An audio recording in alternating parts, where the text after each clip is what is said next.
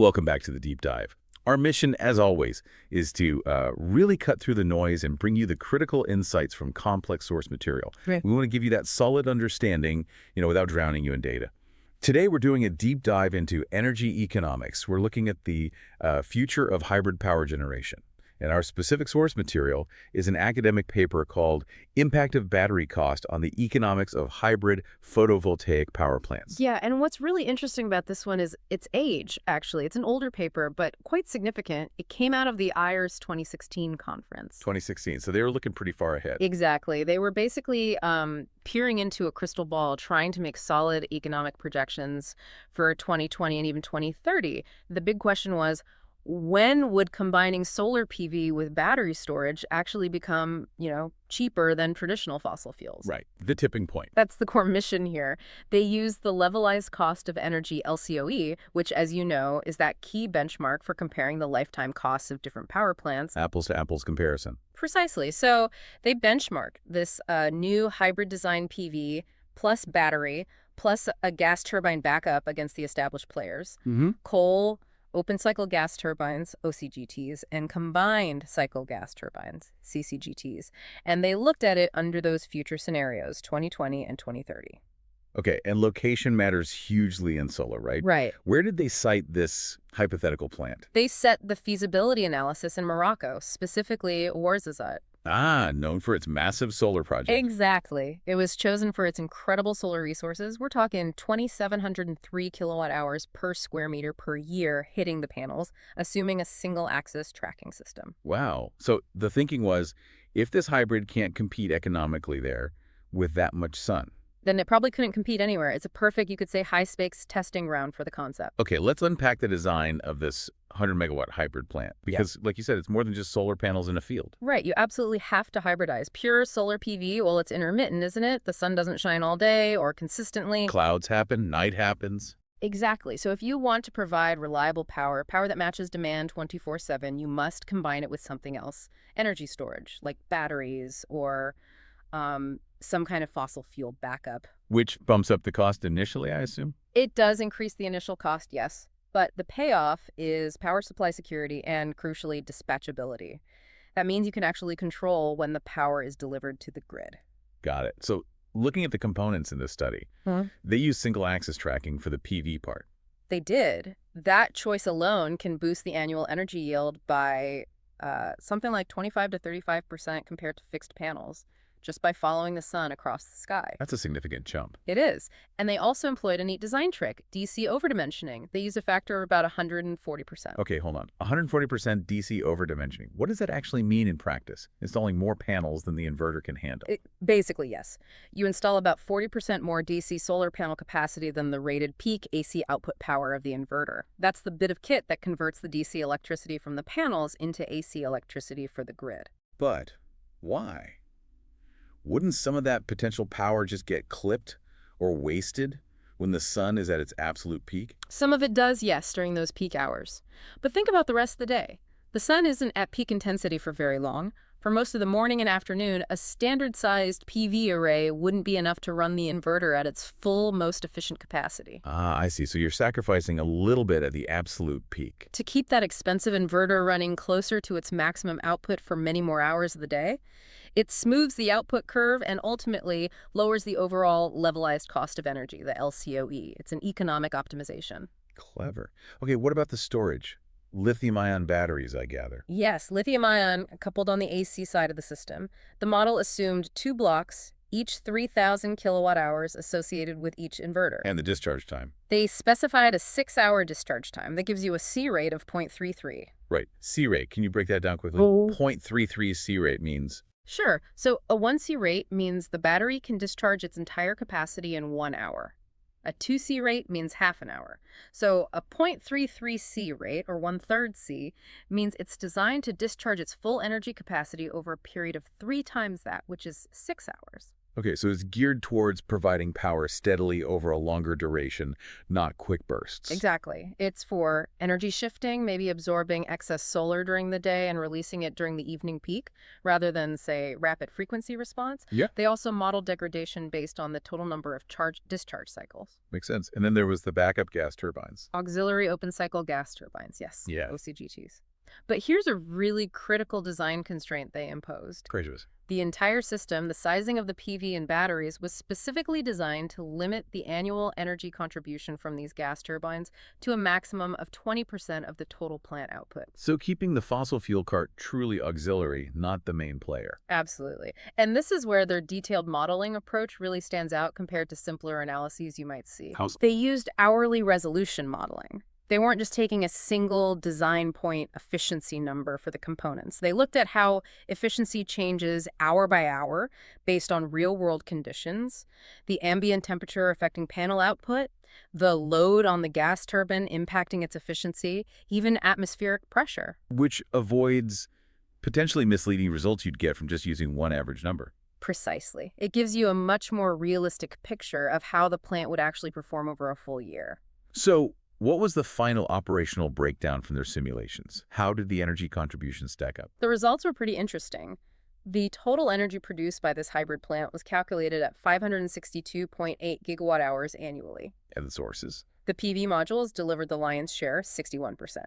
The batteries contributed a significant 21%, showing they were doing a lot of work shifting that solar energy. Which leaves? The auxiliary gas turbine delivered just 18%. So they hit their target, under the 20% cap. They did. Successfully met that constraint, which is quite an achievement in system design. And to make that happen, the battery system went through about 275 full discharge cycles per year, the annual number of full cycles, or NFC. Almost a full cycle every working day, roughly. Shows how actively it was being used. Definitely. It confirms the batteries were crucial for that daily arbitrage and smoothing. Okay, so the design works operationally in the simulation. Now, let's get to the main event. The economic battleground. You mentioned LCOE earlier. What went into that calculation? Right, the LCOE. It includes the usual suspects, capital investment or CapEx, operation and maintenance costs, OpEx, fuel costs, which applies to the gas turbines and the conventional plants, and critically, the cost associated with CO2 greenhouse gas emissions. And financing costs. Yes, implicitly. They used a fixed weighted average cost of capital, the WACC, of 7% for all the plant types being compared. That's an important baseline assumption. Okay. Now, this is where those 2016 projections become absolutely vital. The assumptions they made about how costs would change by 2020 and 2030. Exactly. The whole outcome hinges on these forecasts. They were pretty aggressive, especially on the renewable side. What were the key ones? Let's start with PV. For PV CapEx, the upfront cost of the panels plus the single-axis trackers, they projected a drop from 900 euros per kilowatt peak in 2020 down to 650 euros per kilowatt peak by 2030. Okay. A noticeable decline. A solid decline, yes. But the really dramatic projection was for battery costs. That was the focus, hence the paper's title. Right. Impact to battery costs. What do they predict there? They assumed the energy price component of the battery system, the cells, the management system controls, would fall by a massive 50% between 2020 and 2030. 50% in one decade. Yes.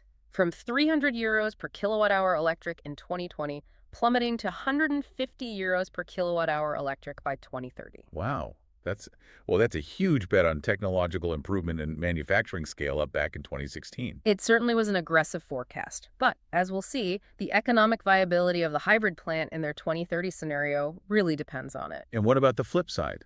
Costs going up. The major one there was the cost of carbon emissions. They projected the price per ton of CO2 would more than double. From what to what?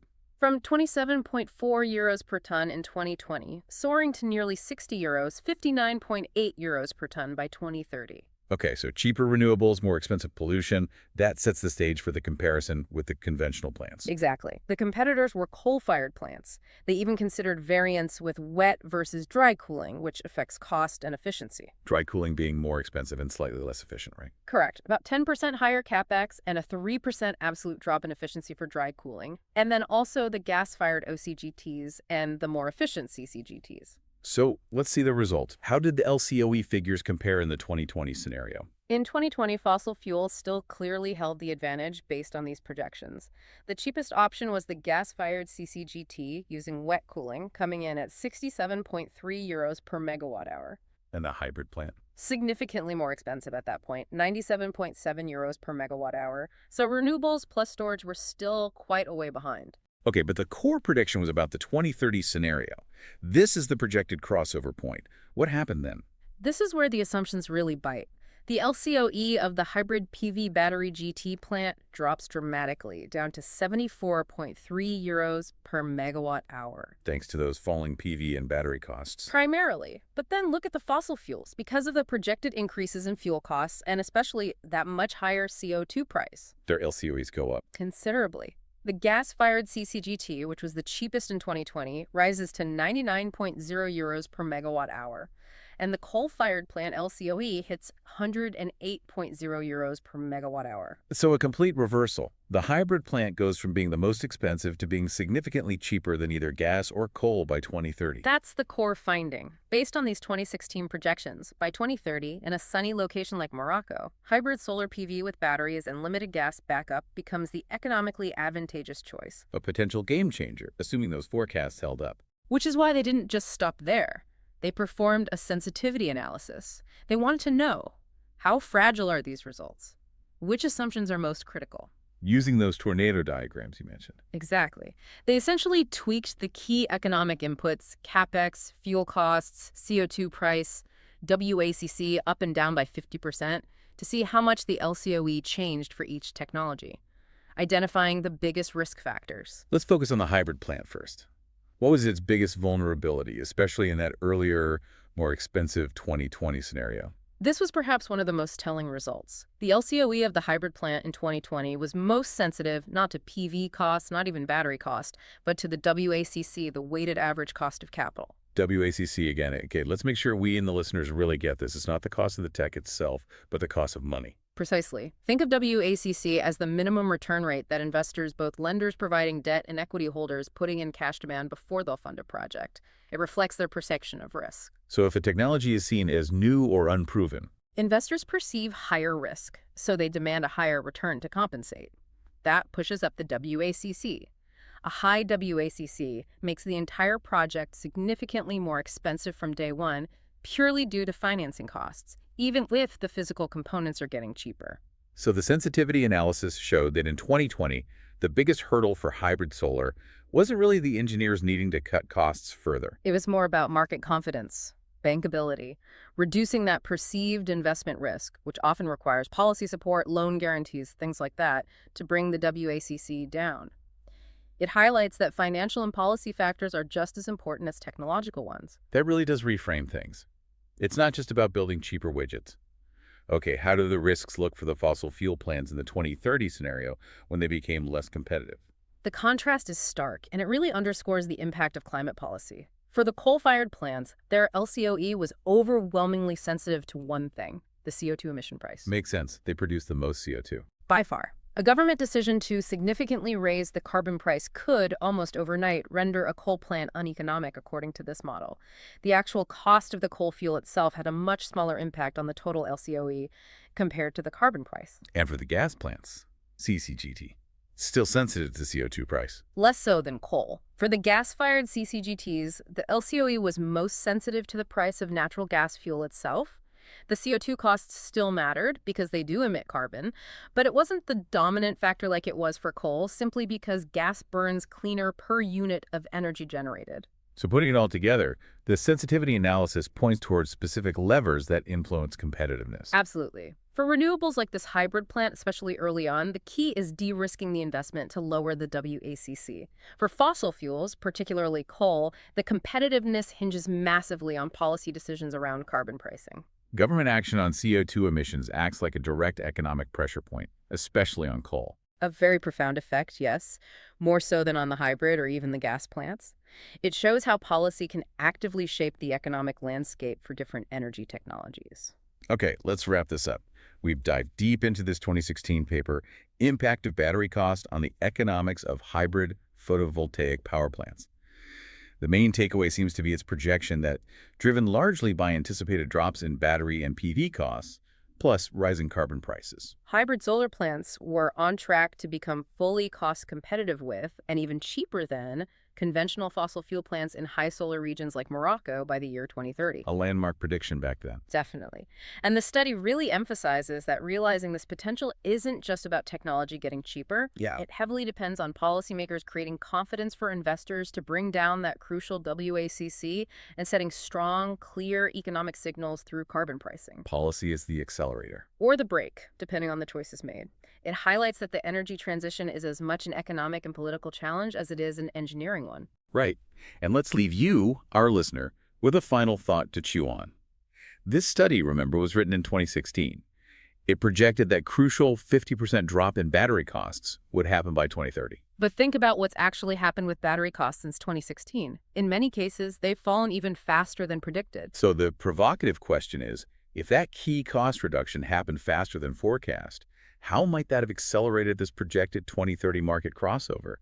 Could that point where hybrids beat fossil fuels have arrived much earlier than the paper predicted? And what does that imply for energy investment decisions being made right now, today? It suggests the economic arguments might be even stronger than this 2016 study anticipated. Something to consider. That's all for this deep dive.